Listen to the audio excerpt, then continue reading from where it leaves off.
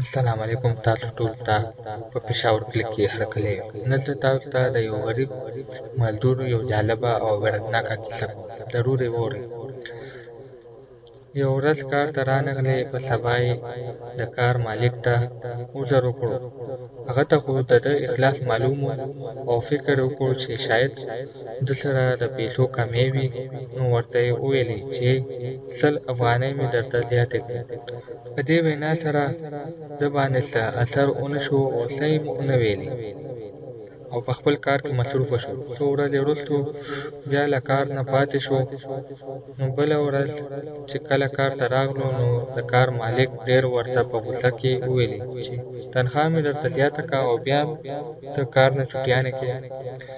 هغه 100 افغانۍ چې کمې مې درته زیاتې کړې دي، نو هغه درنه کټ کومه. خو ده بیا هم څه ونه ویلې او په کار کې مصروفه شو. د کار مالک چې د ده دا رویه وکته، نو ډېر حیرانه شو او له ځان سره یې وویلې چې تنخوا مې ورته زیاته کړه، نو هم یې څه ونه ویلې، او چې کله مې په غوسه کې ورته تنخوا کمه کړه، نو بیا یې راته څه ونه ویلې. ورپسې ورغلو او نږدې ورسره ودرېدو او دا خبره یې هغه ته وکړه چې په دواړو حالاتو کې تا ماته هېڅ جواب را نه کړو، چې دا ولې؟